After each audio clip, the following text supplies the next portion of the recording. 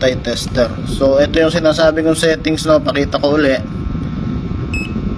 NCB, live, pace. So wala akong pakialam dun sa tatlo na yon. Ang pinaka gusto ko lang dito ay yung auto. Power on, babalik siya sa auto. So kahit hindi technician, pwedeng gumamit nito.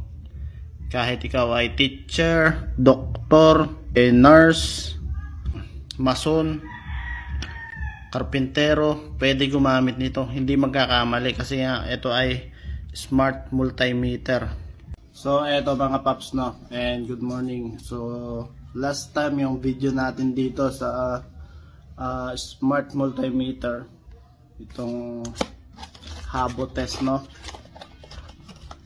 hindi natin na testing, no, mag-opening lang tayo. So ngayon nakakuha ko ng dalawang battery, AAA.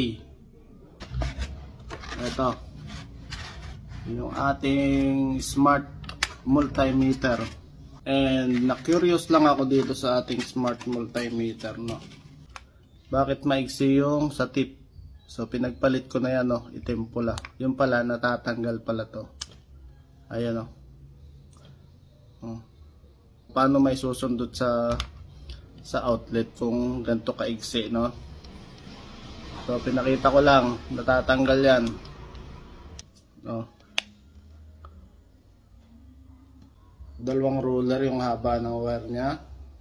Battery nya, tinanggal ko na yung, meron yung isang maliit na screw. Tapos check nyo na lang kung alin yung positive, negative dyan. Palagi yung negative sa spring. Yung spring ang laging masawlian. Ayun, o. Ayun, nag-auto na kagad. Auto. At kung gusto nyo naman ng ilaw, automatic yata nagkakailaw. Itong ilaw na to, long press nyo lang to. Yan, o. Magkakaroon siya ng ilaw. Ayan, o. Suga. Ilaw. Long press lang din, mamamatay na. May off, power off. Ayan. So nagustuhan ko tong ano na to, tong multi-tester na to, kasi automatic na siya. Pero ang alam ko pwede itong manual. Wait, papakita ko sa inyo paano yung manual. Pero syempre dahil nga automatic na, ba't kapag gagamit ng manual, di ba? PA, yung pace siguro sa mga motor to ginagamit. At auto, dito na lang tayo sa auto. Ba't ka pa maghirap, no? Automatic nga eh. So yan yung settings niya, no. And the moment of truth, testing na natin. So meron ako ditong dalawang lumang battery. At syempre dahil nga naka-auto yan, so tetest natin kung ano yung magiging reading niya. Dahil luma na siya, hindi na siya aabot ng 1.4 na lang. Kasi diskargado na eh. Mahina na siya. Ganun din, testing din natin ito. Ayan.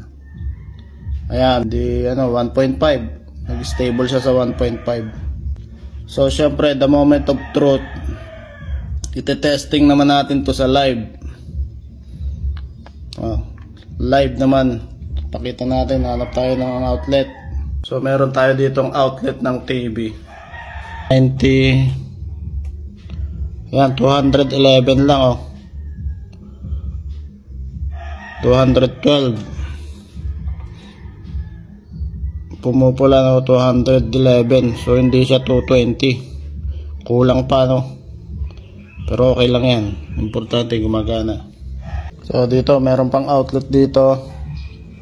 Nakasaksak na internet. Yan, 208. 208. Hanap pa tayo na ibang outlet. So ito yung pangmalupitan natin na extension. Ayan. O, gumana yung electric fan. Ayan yung electric fan, o. Kapag i-power off natin, mamamatay, o. Power on. So ibig sabihin may kuryente na to. Lagyan ba natin ng ilaw? Ayan. So ito yung tester natin. Saksak natin. Sinaksak na. Ayan, 215, 216 AC nakalagay sa kanya, oh. Volt at saka ohms. Ayan. Tapos AC. Try natin pagbalik na rin, no. Ganun din naman siguro yan. So tinetest nga natin kung gaano ka siya ka-auto. Ayan, 212. Oh, diba? So kayo, hindi nyo nagamitin yung ano, kung magaling kayo, kung yan, NCB, hindi ko rin alam ibig sabihin niya, search nyo na lang. Tapos live, baka inisip ko live yan, yung live wire, whatever, PA, pace, siguro hindi ko din alam dyan ba sa mga capacitor ba to o sa mga motor, whatever. So pinaka importante lang talaga itong auto na lang. Ito na lang ang pipiliin natin parati kasi dito auto na nga eh. So nasa modern na na tayo, kailangan automatic na, di ba?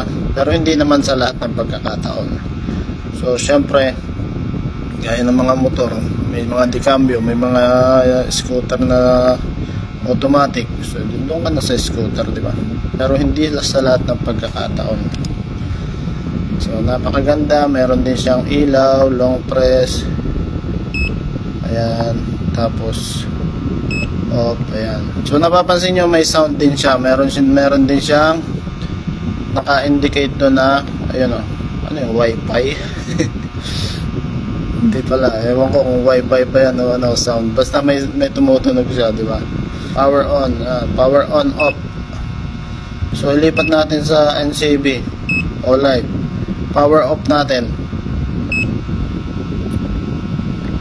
Power on. Oh, bumabalik siya sa auto. So kahit hindi ka marunong, hindi ka ganun kagaling na technician, no? Kahit ikaw ay nanay, ate, kuya, lola, hindi ka mamamali dito kasi bumabalik siya sa auto.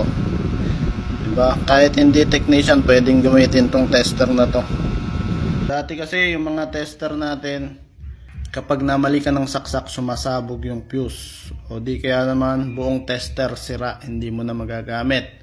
So natuwa ako ngayon dito sa tester na to kasi napaka functional, napaka flexible, no? Kasi smart multimeter nga eh. Smart multi-tester, pwede din ilalagay natin yan. Meron siyang support na para hindi makatusok. Support pala yon. So natatanggal yan, no? Yan, kaya pinagpalit ko siya ng kulay para yung halimbawa may gagamit, madidistinguish niya na ito ay hindi niya talagang takip, hindi siya makakatusok. At meron din siyang lagayan dito sa likod, ayan o, yun, may kanal na doon mo isasalpak. Oh, diba? So napaka smart nito, napaka smart. Kahit na i-off mo, sa auto pa rin siya bumabalik pag binuhay. Automatic. So ready to use na agad. So yung battery niya is AAA. Baka magkamali kayo. Ang AAA ay itong maliit. Ayan o, may AAA dyan. Ano pa? Ito AA naman to. Medyo malaki-laki na to. Lagay natin sa yellow basket mga paps. So sa mga ka-technician natin, ayan.